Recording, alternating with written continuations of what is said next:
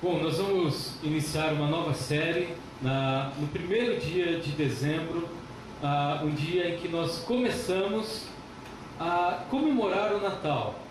Com certeza hoje foi o dia que você se seguiu a tradição, como diz antigamente. Hoje foi o dia que você montou a sua árvore, ou não, se você já montou, como em casa o Pedro não tem paciência de esperar o dia primeiro. A gente começa a organizar, a gente começa a se preparar para um Natal maravilhoso, para um Natal grandioso, e é justamente no comecinho de dezembro que a gente olha para o Natal de uma forma diferente.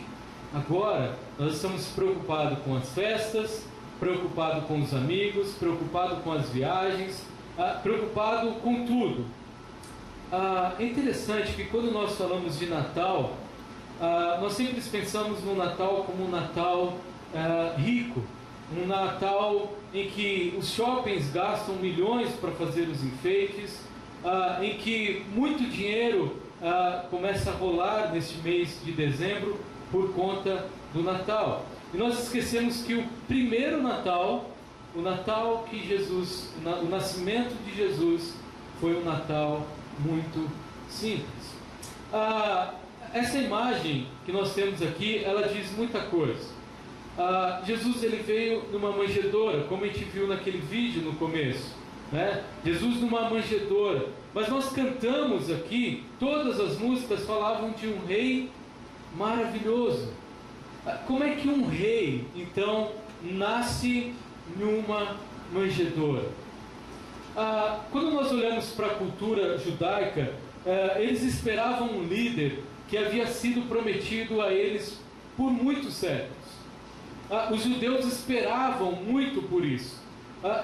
O Messias ia vir, o ungido ia chegar. Ele salvaria todo esse povo das opressões que eles sofriam e instauraria um novo reino. É interessante que os judeus eles começaram a esperar um grande rei. Até porque eles têm noção do que é ser um grande rei. Eles sabem quem é um rei maravilhoso. Eles tinham Davi como um rei que eles adoravam demais. Eles têm Salomão como um rei que era muito sábio, que eles gostavam demais. Eles sabiam o que era ter um bom rei. No entanto, este rei que eles tanto esperavam, ele veio um pouco diferente. Em Atos capítulo 1, de 6 a 7, quando Jesus chega, morre, ressuscita e seus discípulos novamente encontram com Jesus, eles perguntam: Senhor, é neste tempo que vai restaurar o reino a Israel? Os discípulos, depois de verem tudo que Jesus fez, eles ainda acreditavam que Jesus ia ser o grande rei que ia mudar completamente a história, ia destruir a opressão romana, ia acabar com aquele povo que massacrava o povo judeu. Aí Jesus dá uma resposta que não responde nada, pelo menos para os apóstolos, mas que diz grande coisa. Deus diz: não lhes compete saber o tempo ou as datas que o Pai estabeleceu pela sua própria autoridade. Enquanto os judeus esperavam por esse rei, enquanto os judeus ansiavam por esse rei que ia mudar tudo, Jesus diz: vocês ainda não sabem o tempo de Deus. E é interessante que enquanto eles esperavam o rei que ia governar, que ia mudar toda a história, na verdade eles olharam com indiferença para um rei, olharam para a indiferença para as profecias que nós temos na Bíblia de um rei que seria cego, que sofreria e que seria rejeitado e morto. Eles olhavam para as profecias de Isaías e falavam assim: vai chegar um grande rei, vai chegar um rei maravilhoso, um rei que vai mudar toda a história, um rei, nós estamos aguardando este rei.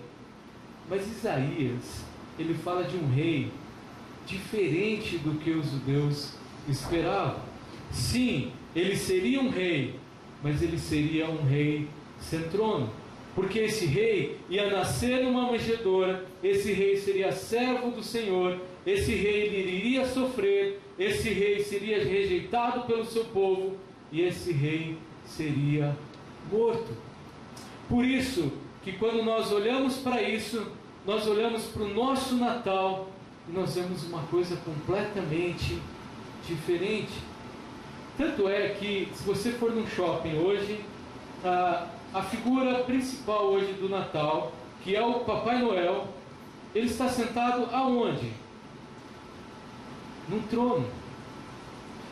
Nós tratamos o Natal, que era para ser um Natal simples, nós tratamos o Natal como um Natal milionário. E o próprio Papai Noel, que seria a figura do Natal que hoje nós vemos, ele está sentado num trono. No entanto, Jesus, ele veio numa manjedoura.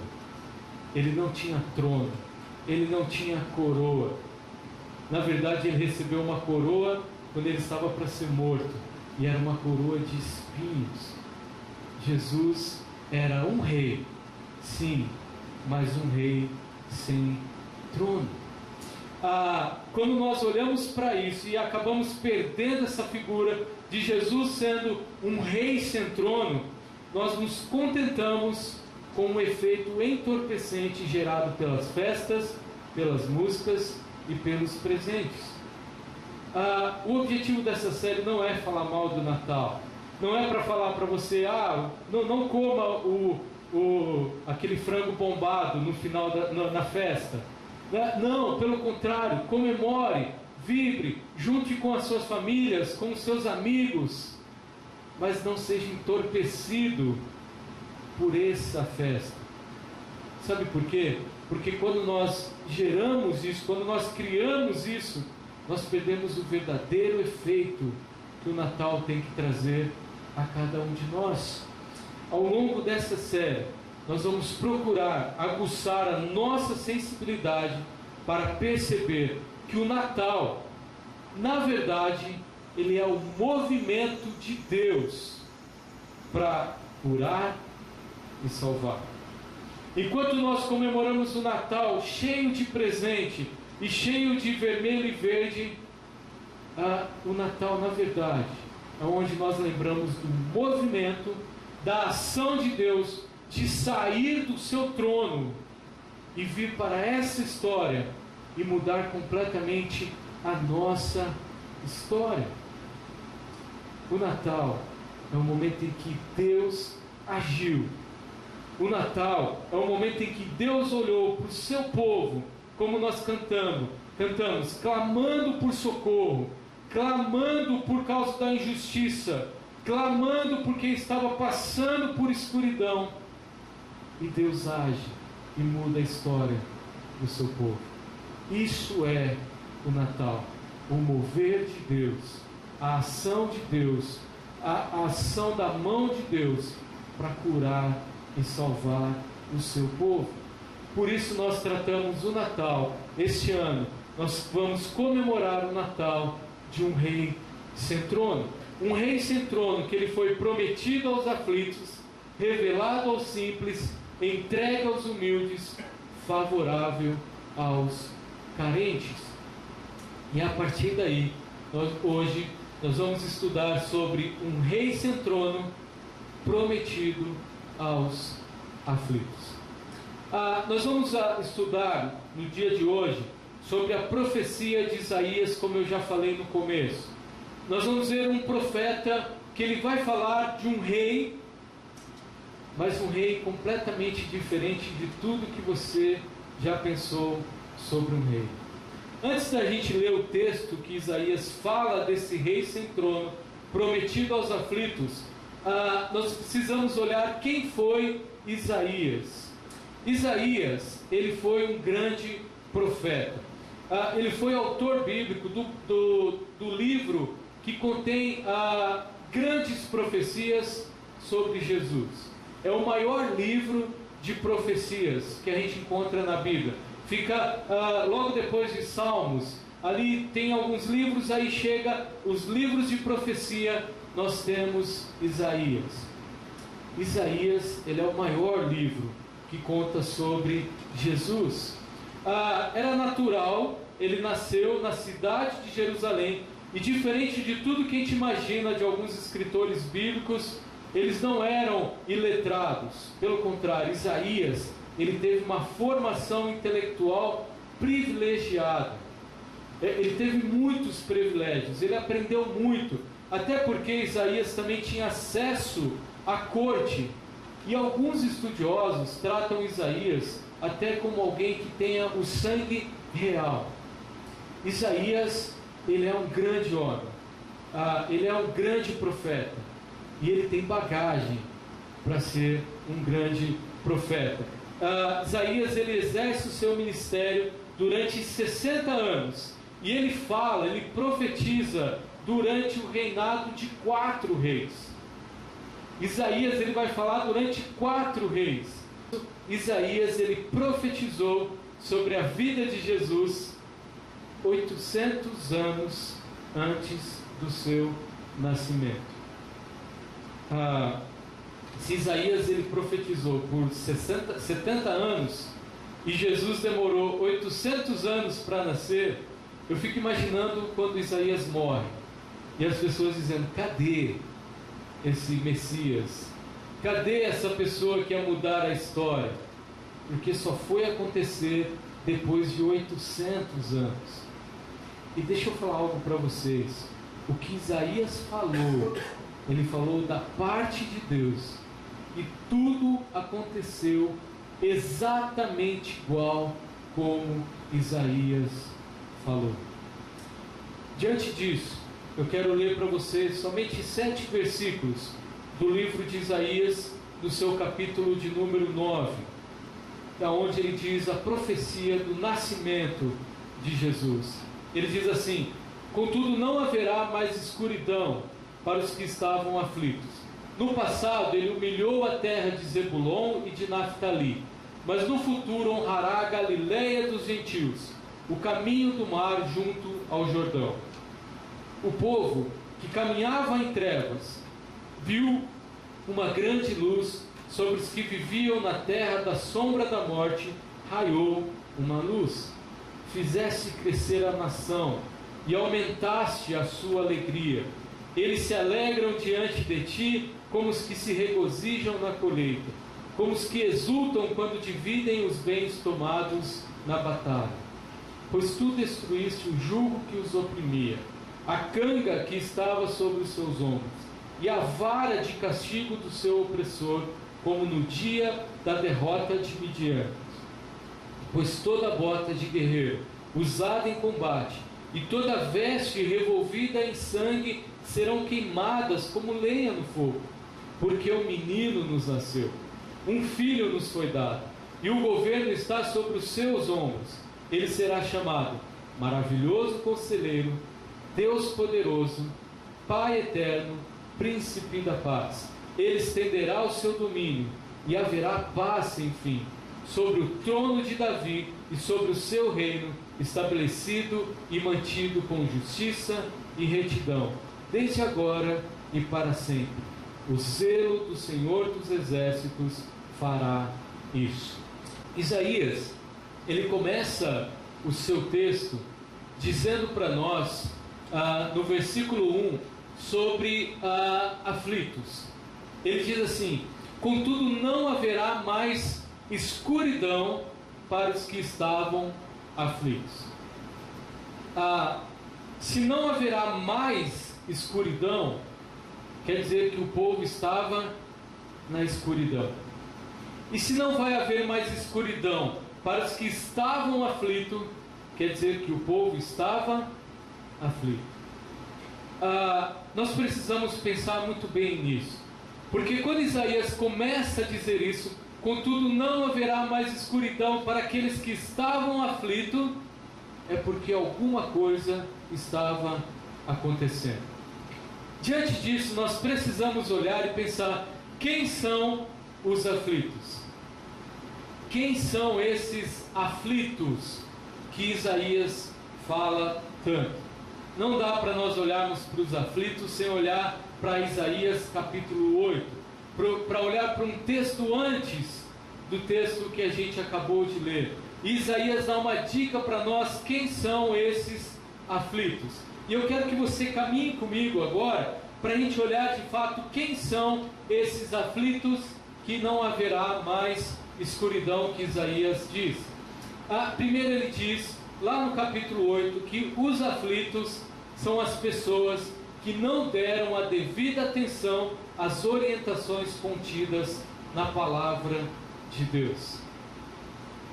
Isaías 8, ele é um texto tão difícil de a gente ler, porque Isaías está falando de Deus, falando da parte de Deus, dizendo para o povo: vocês não ouvem mais as minhas palavras. O povo judeu, eles não estavam mais atentos ao que Deus tinha para falar a este povo.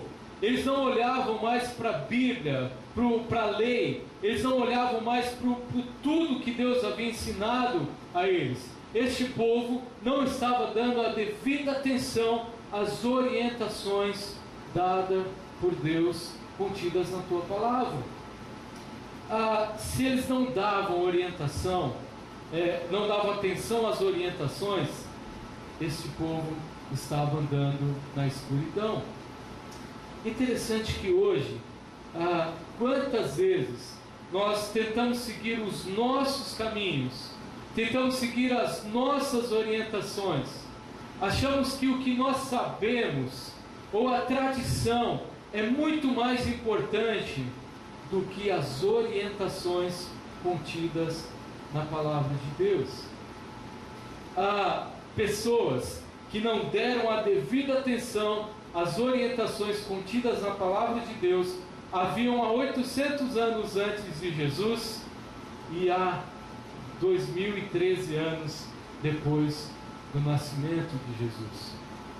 Quantas vezes nós nos deparamos com a palavra de Deus, falar: ok, isso era para um outro povo, ou isso aqui é bom para mim, isso aqui não é. Foi isso que aconteceu quando Jesus chegou. Os judeus olhavam para a lei, olhavam para a profecia e falavam: vai vir um rei que vai reestabelecer o reino.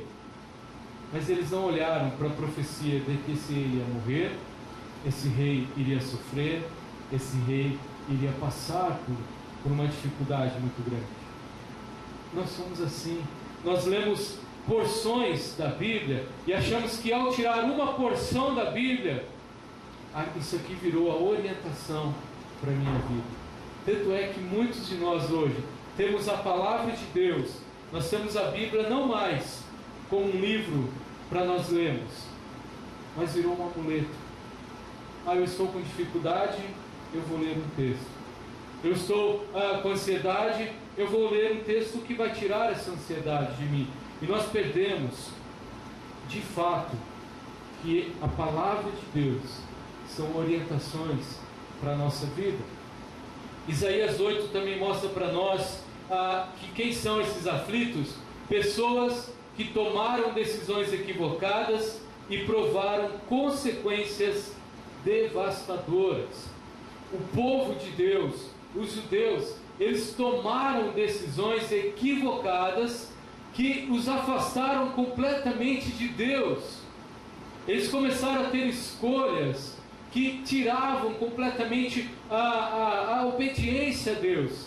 E isso trouxe consequências devastadoras para este povo. Aconteceu há 800 anos antes do nascimento de Jesus. Acontece 2013 anos depois do nascimento de Jesus. Quantos pais de família tomam decisões equivocadas e destroem toda uma família? Quantas mulheres tomam decisões equivocadas e destroem toda a sua vida? Quantos de nós tomamos decisões equivocadas e temos que arcar com as consequências devastadoras dessas decisões equivocadas? Aflitos que estão na escuridão. Terceiro, ele mostra quem são esses aflitos: pessoas que obstinaram tanto o seu caminho que perderam o senso de sentido da vida. Quando nós falamos pessoas que obstinaram o seu caminho, são pessoas que amaram aquilo que elas conseguem fazer. Elas acham que são boas demais, são excelentes demais no que fazem e não precisam de nenhuma orientação, muito menos de Deus. Pessoas obstinadas no seu caminho são pessoas que acham que são capazes de conquistar tudo e inclusive comprar a tão esperada felicidade. E nós já aprendemos muito aqui que a felicidade não se compra, nós ganhamos essa felicidade. Mas nós somos tão obstinados, amamos tanto o que fazemos.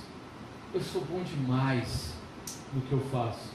Eu sou capaz, através da minha espiritualidade, através do meu jeito de olhar, através do meu jeito de viver, de conquistar até o amor de Deus.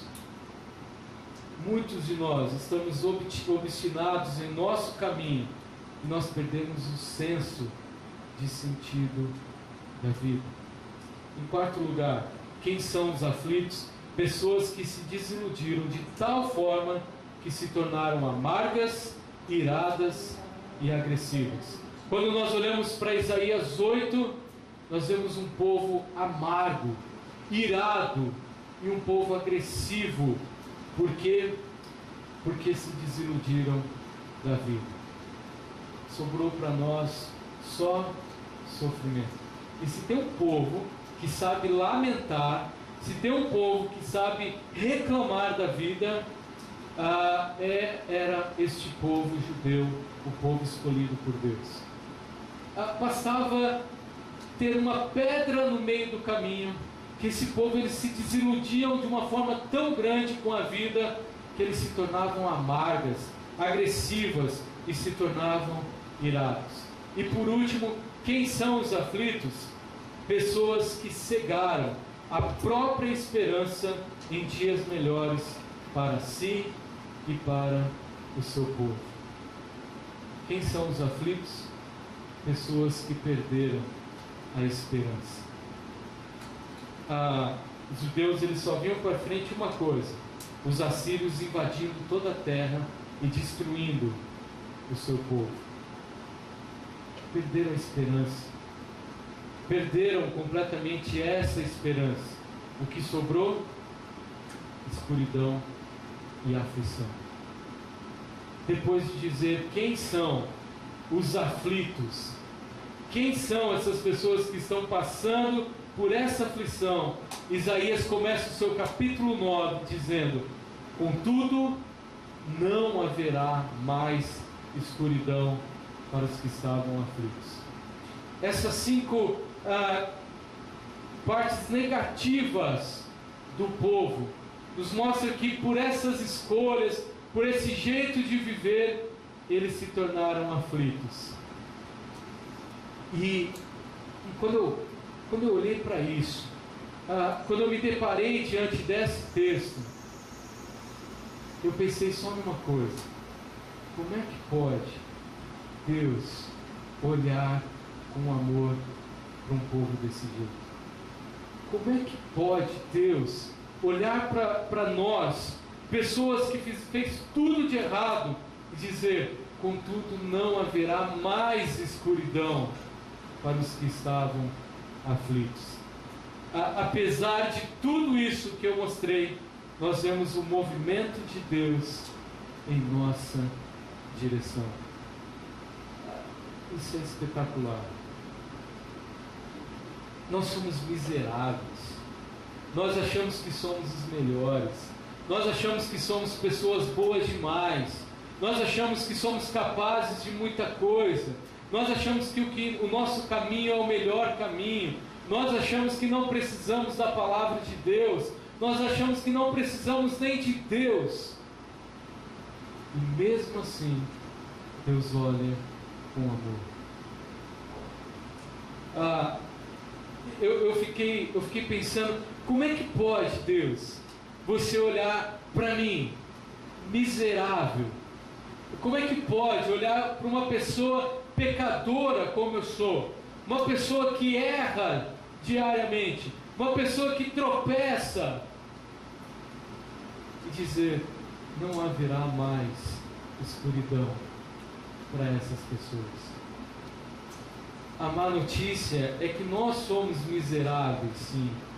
Nós somos pessoas que se afastam de Deus.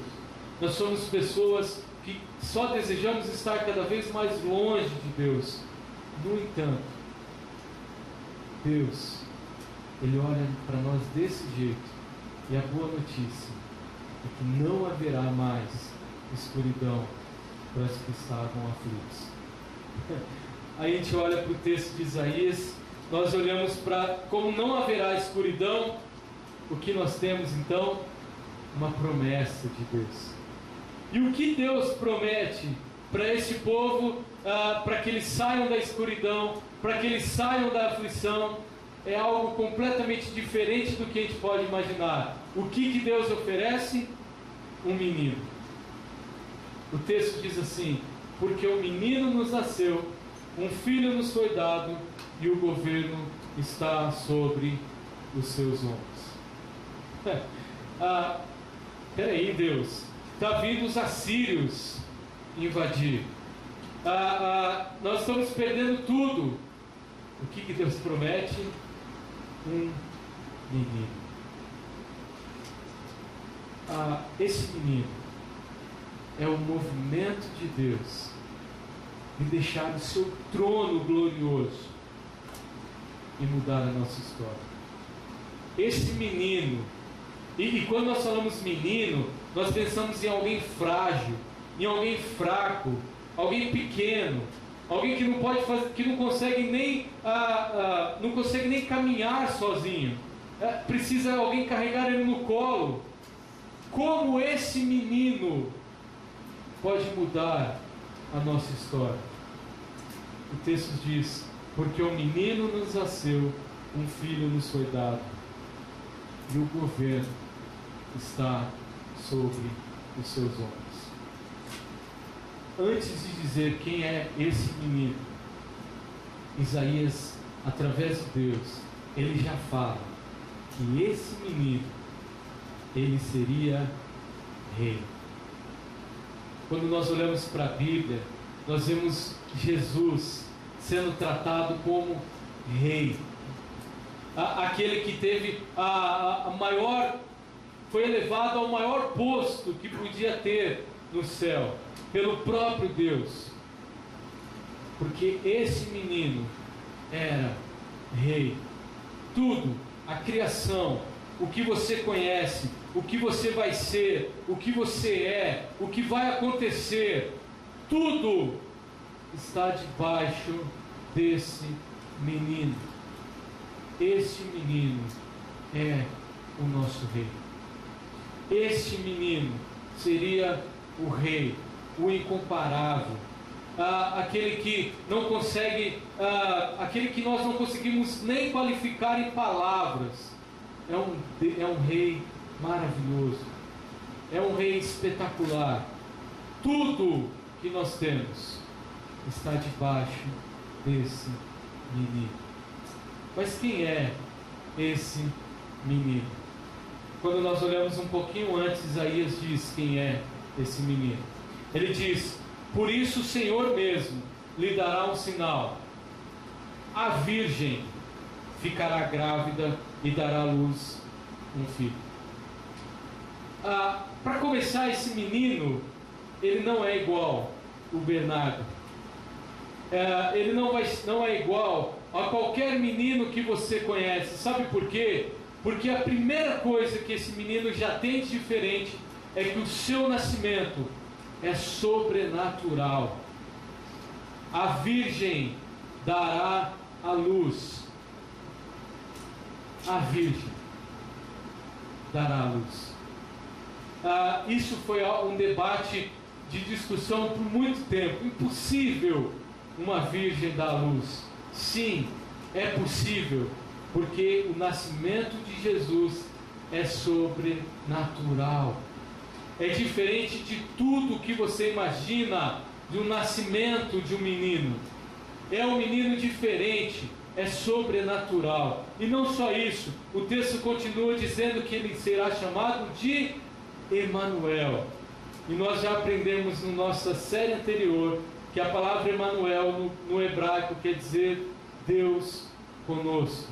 Quer dizer que o próprio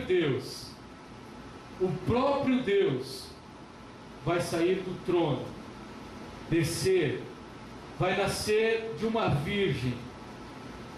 O próprio Deus será um menino que mudará a nossa história. O próprio Deus ao nosso lado. Emanuel, o Deus conosco. Que menino é esse? Primeiro, um menino que ia nascer de uma forma sobrenatural. E que menino é esse? O próprio Deus ao nosso lado. É interessante que logo depois de mostrar isso para nós, ok, Deus vai mandar um menino, tá bom, mas o que esse menino vai fazer? Tá bom, entendi, ele é Deus, ele é Emanuel, é o Deus conosco, Deus ao nosso lado. E antes que a gente tenha dúvida de que se esse menino é capaz de mudar a história, Isaías mostra para nós, porque o nome desse menino primeiro será Maravilhoso Conselheiro. Maravilhoso Conselheiro. Jesus, o menino, ele é o maravilhoso conselheiro. Quantas vezes na nossa vida, por situações que complicam a nossa vida, quantas vezes por momentos difíceis da nossa vida, nós não temos mais nada a não ser o próprio Deus para ouvir nosso lamento. E se Ele é um maravilhoso conselheiro, se Ele é um maravilhoso conselheiro que nos ajuda, nós só podemos ouvi-lo. Uma multidão parava para ouvir os conselhos de Jesus. Se você ler o Sermão do Monte em Jesus, você vai ver Jesus dizendo conselhos para como nós sermos felizes nessa vida. Maravilhoso conselheiro, você vai ouvir o próprio Deus falando com você. Maravilhoso conselheiro. Em João, o próprio Jesus dizendo, ele diz assim: eu sou a luz do mundo. Quem me segue nunca andará em trevas, mas terá a luz da vida. Isaías, ele começa dizendo para o povo que estava em escuridão, o que eles receberam? A luz. O próprio Jesus diz: eu sou a luz. O maravilhoso conselheiro, aquele que vai te ajudar, aquele que vai ser a luz da vida, a luz que te dá vida. Como não ouvir o conselho maravilhoso desse menino? Segundo, Isaías diz para nós que esse menino, ele será Deus poderoso, ou em outra versão, Deus de poder, Deus forte, Deus poderoso. Quando nós olhamos para Jesus, não tem como não olhar para Jesus e ver um Deus poderoso. Nós temos um Deus que desceu, se tornou humano como nós, mas que mudou a história de cada um de nós. Ele não só fazia milagres maravilhosos, ele venceu a própria morte. Ele venceu o que os judeus tinham mais medo, que era a escuridão total. Jesus desceu ao Hades, a escuridão total, e venceu. Deus forte, Deus poderoso, um Deus que juntou um pouquinho de barro um pouco de areia e saliva e curou um homem cego de nascença. E depois de ser curado, esse homem diz assim: eu não sei quem ele era, não tenho a mínima ideia de quem fez isso comigo, eu só sei que eu era cego, eu fui, lavei-me e agora vejo. Se Deus pode curar um cego de nascença, imagina o que Ele pode fazer no seu coração triste. Imagina o que Ele pode fazer na sua vida profissional, na sua vida familiar, na sua vida espiritual, na sua vida em casa, onde for. O que Deus pode fazer na sua vida, porque Ele é um Jesus poderoso, que pega um pouco de saliva, que faz um pouco de barro, coloca no olho de um cego, manda ele lavar num poço e diz: agora você viu. O cego diz: eu não tenho a mínima ideia de quem ele é, eu só sei que eu era cego, agora vejo. Deus poderoso. Esse menino que nós achamos que é fraco porque é um menino, na verdade ele é Deus poderoso. Isaías ainda diz que ele é, em terceiro lugar, Pai eterno. Pai eterno. Quer dizer que Jesus, ele não faz parte somente da nossa história, ele faz parte de uma eternidade. Ele é um Deus, é o único capaz de oferecer para cada um de nós uma eternidade maravilhosa. Se Ele é um maravilhoso conselheiro, se Ele é um Deus forte, um Deus poderoso, Ele só podia ser Pai da eternidade, além da história, além do que nós enxergamos. E o que isso oferece para nós é que através desse menino, através desse moleque frágil, nós tivemos acesso à eternidade com Deus. O próprio Jesus diz assim: não se turbe o coração de vocês, não fique afligido o coração de vocês, creiam em Deus, creiam também em mim. Sabe por quê? Na casa de meu pai há muitos aposentos. E se não fosse assim, eu ia dizer para vocês. Se não houvesse muitos aposentos lá, o próprio Jesus ia falar: olha, a eternidade não é bem assim. Mas não, Jesus diz: há muitos aposentos. E se vocês creem em Deus e creem também em mim, vocês vão perceber que há sim muitos aposentos lá. Sabe por quê? Porque eu, o menino que nasceu fora do trono, um rei sem trono, vai preparar o nosso lugar. A gente viu muito bem isso na série, né, sobre gratidão pelos dias futuros. E esse lugar que Jesus está preparando não é qualquer lugar. É um lugar em que nem olhos viram, nem ouvidos ouviram, nem ninguém jamais imaginou o que Deus, em Jesus, está preparando a cada um de nós. Por isso que Ele é o Pai da eternidade. Maravilhoso conselheiro, Deus poderoso, Pai da eternidade. Tudo isso culmina no principal, que Ele é o príncipe da paz. Quem é esse menino? Príncipe da paz. Não haverá mais guerra, não haverá mais dor. Você está com o coração afligido, você está com o coração angustiado, ou você, não, meu coração está tudo bem, eu não preciso. Não, você precisa de paz. É Jesus que te oferece a paz. Houve um momento na história que Jesus estava com os seus discípulos, logo depois de ele morrer, os discípulos estavam com medo da perseguição que eles iam enfrentar, de tudo que ia acontecer na vida deles. O grande Messias morreu, e agora?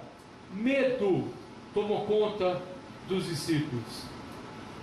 Diante do medo, o texto diz em João 20 assim: estando os discípulos reunidos, as portas trancadas, por medo dos judeus, Jesus entrou-se, pôs-se no meio deles e disse: paz seja com vocês.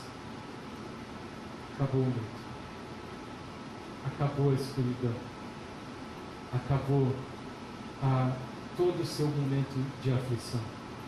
Porque Deus ofereceu a paz para você. E a gente consegue enfrentar a escuridão da vida de uma forma tão maravilhosa que a gente teve que sentar e agradecer a Deus por nos ajudar a enfrentar a escuridão da vida com paz. Como é bom ter o príncipe da paz ao nosso lado. Como é maravilhoso experimentar um Deus que nos tira completamente da escuridão e oferece para nós paz. Paz.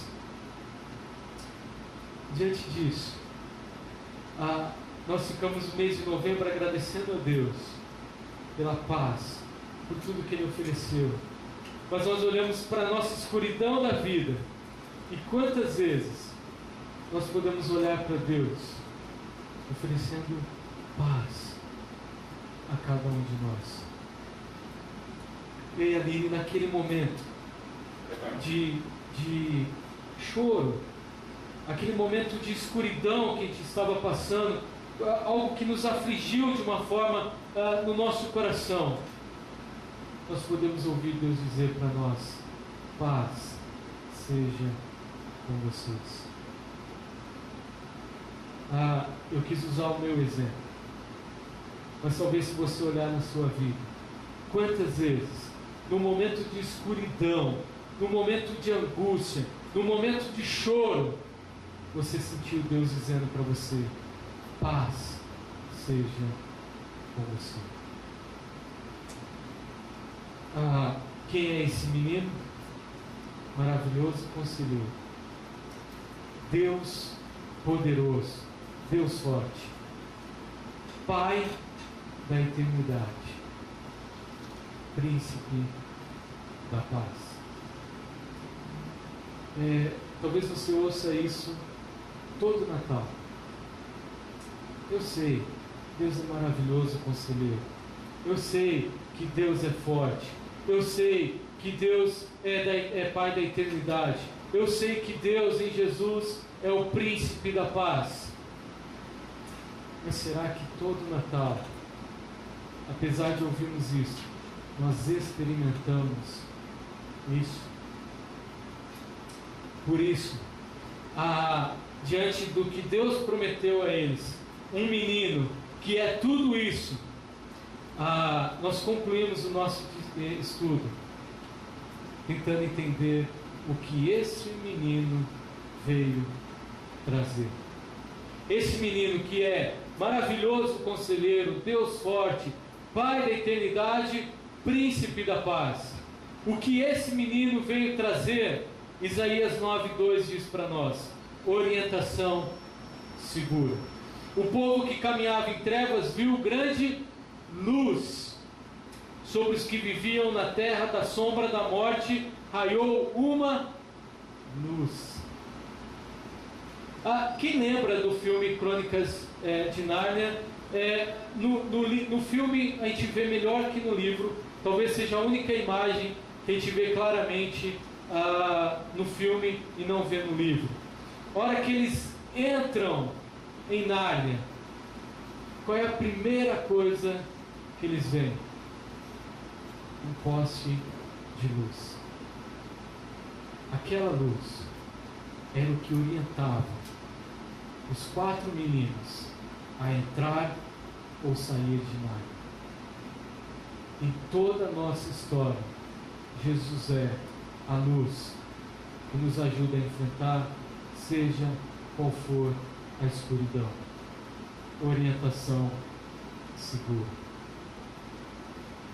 Não GPS, que às vezes GPS nos engana. Jesus é a orientação segura, a luz. O que esse menino veio trazer? Alegria verdadeira. E presta atenção que o texto diz para nós: fizesse crescer a nação e aumentasse a sua alegria. Eles se alegram diante de ti, como se regozijam na colheita, como os que exultam quando dividem os bens tomados na batalha. Esse povo era um povo que dependia da colheita, e a colheita era tão difícil que quando ela acabava, eles se regozijavam, eles cantavam de alegria. Outra coisa, esse povo era um povo que vivia em constante guerra. Quando acabava a guerra, quando acabava esse momento de angústia por causa da guerra, e os despojos da guerra, o que sobrou da guerra era dividido, eles exultavam de alegria. O que esse menino veio trazer? Alegria. Alegria verdadeira. E por último, antes, o que esse menino veio trazer? Libertação permanente. O texto diz: pois tu destruísse o jugo que os oprimia, a canga que estava sobre os seus ombros, e a vara de castigo do seu opressor, como no dia da derrota de Midian. Libertação verdadeira. Não haveria mais o jugo que os oprimia. Não haveria mais assírio para destruir esse povo. Não haveria mais nada para destruir esse povo. Por quê? Porque em Jesus nós encontramos a libertação permanente.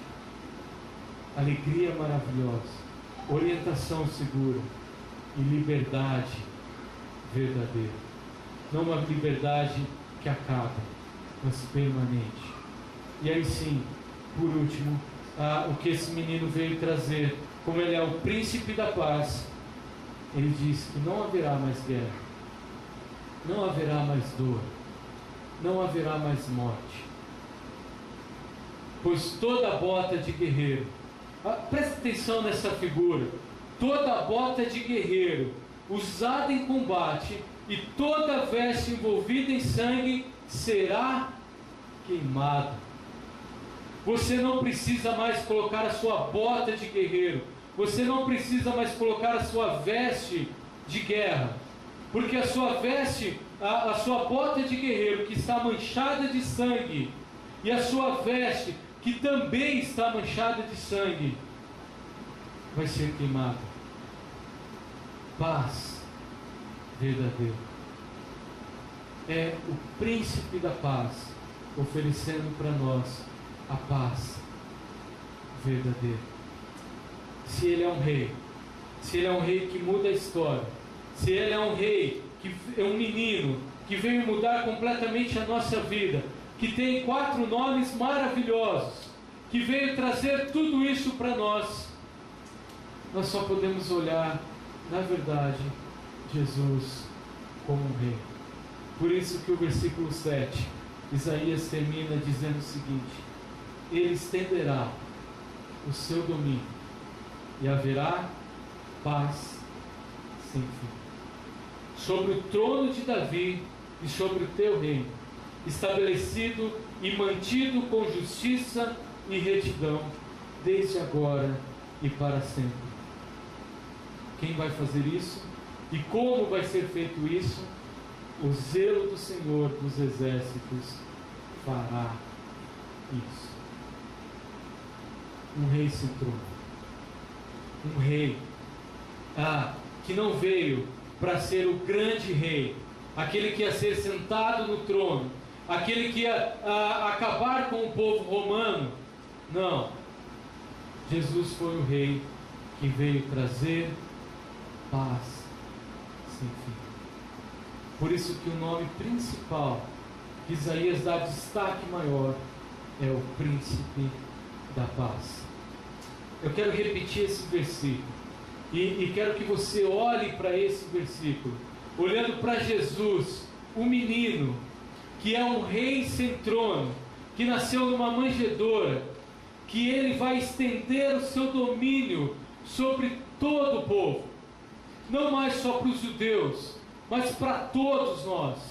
Não haverá mais limites para o governo de Deus, para o governo de Jesus, e haverá paz sem fim sobre, sim, os judeus, mas também sobre o seu reino, estabelecido e mantido com justiça e retidão.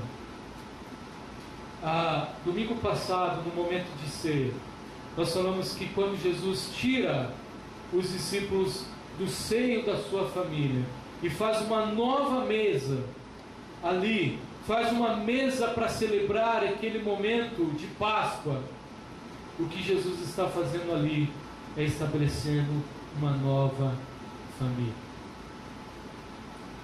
Nós estamos vivendo um pedaço do reino de Jesus agora. Como é maravilhoso, como é espetacular fazer parte do reino de Deus.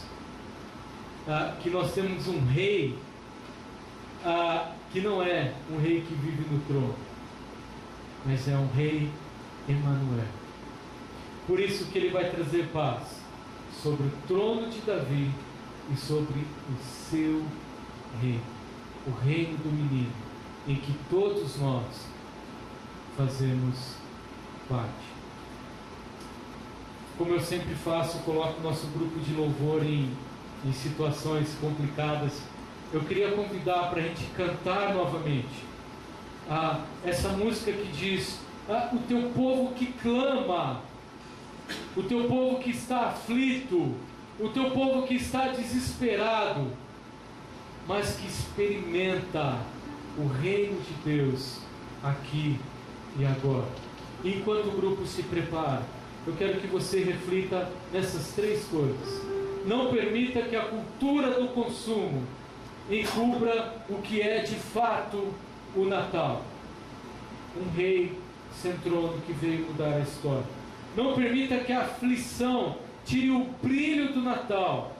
E experimente agora o amor desse menino. E não permita que as festividades o privem daquilo que Jesus deseja lhe oferecer: paz sem fim. Vamos cantar novamente essa música.